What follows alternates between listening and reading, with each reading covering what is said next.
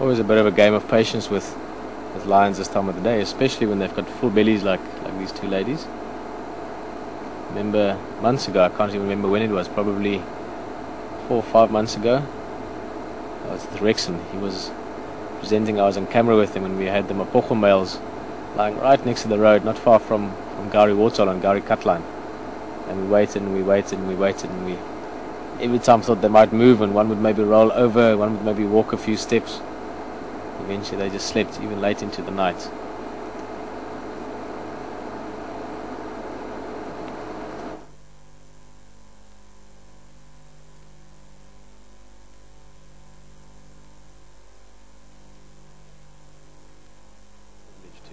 be part of.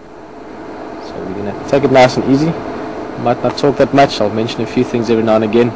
Alex might say a few things. Marco might say a few things. Maybe 1 or 2 things pop down to the waterhole and we have a little look from that side. We're just going to take a nice lazy Sunday afternoon and see what develops with these lions.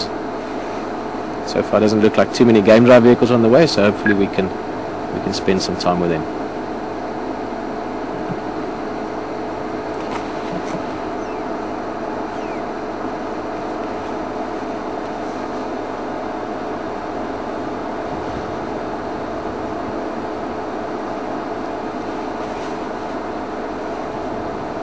Just looking at the lioness in the foreground just now, paw, especially her left paw, you can actually see the nails a little bit. And that's not something that you often get to see with your large cats. Occasionally when they're feeding you really see the nails when they're really gripping onto the carcass to hold on. But otherwise those nails are retractable, as you know, with all cats except cheetah.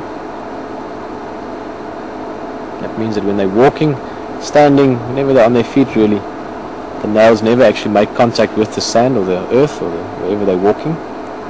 Only if they're really running that the 4 nails in the front grip into the soil a bit to give them extra purchase. And of course when they jump onto whatever they're trying to hunt or catch, they use those 4 claws, but then especially the dew claw, the equivalent of our thumb if you want, comes into play. The dew claw sits a little bit further up the foot, so even when they're running it doesn't touch the sand. So that claw is always literally sharp as a needle. And lions are strong enough, the tendons and the physical evolution of the animal makes them strong enough that they can support all of their weight on 1 dew claw. So that means a lioness could do a pull-up hanging on a thumb. That makes any sense. And that claw is very important when they're starting to hold onto things, trip things, try and climb onto a buffalo or giraffe. That dew claw, and of course all other 19 claws that are left in the 3-4 feet come into play. But it's not often that you actually see it. This is quite interesting. There you can see it a little bit. I'll just get my binoculars and have a proper look as well.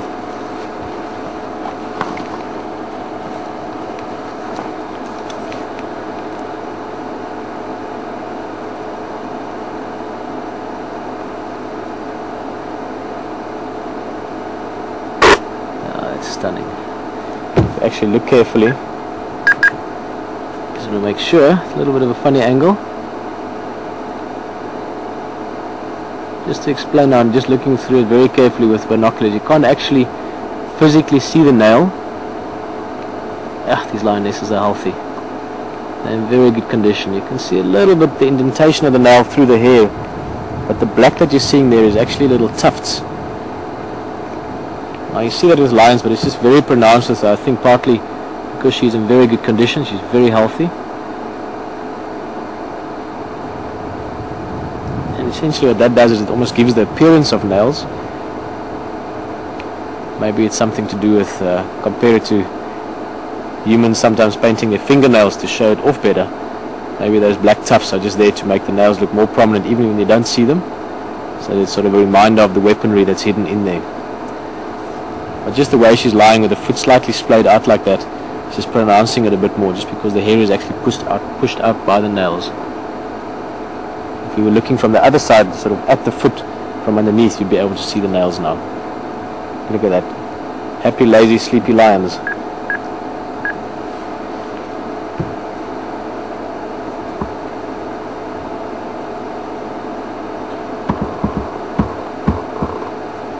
Oh, they're two beautiful, beautiful cats. Can you imagine the kind of genetic line, if you want, that's starting now or continuing, depending on how you look at it. But with Mapocho males, obviously their fathers before them were in the area as well. Very interesting history of it that was put together on the, I read on the website the other day. A lot of effort put into it. Anyway, my point was, I'm thinking away now about other lions, but the point is you've got lionesses of this caliber, beautiful, beautiful lionesses. Neither of them look that old. I must say, if you look at their faces, again, we'll still find out the exact history. Over the next while, we'll probably get all the details on them, but just looking at them now as lionesses that are beautiful and that we don't know at all, both of them in very good condition. A little bit old if I look at the hair and the faces, but then also I look at the body, look at the legs, both cats. You can still see a little bit of those spot markings. Look at the back legs of the lioness in the front and all the four legs of the lioness in the back. You can clearly still see those sort of shadows of the spot marks that they have when they're younger. Now again, some lionesses retain those spots their whole life. I've seen lionesses 10, 12 years old that have that. But typically it's a sign that they're not too old yet. Now if we can see them yawning properly, I'll actually have a look just now. I took one photo quickly earlier when one lioness yawned. And you can have a look at their teeth.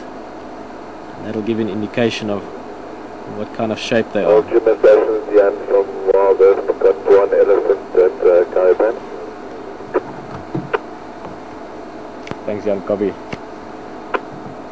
Well, heard it over the radio. I'm sure Jan's going to take you if he hasn't done so already. He's got a very big surprise for you down at Gari Waterhole. We're going to have a look at these lionesses a bit. As soon as they do anything more than flick their ears or twist their tails, we'll get you back here as soon as. Enjoy the elephant.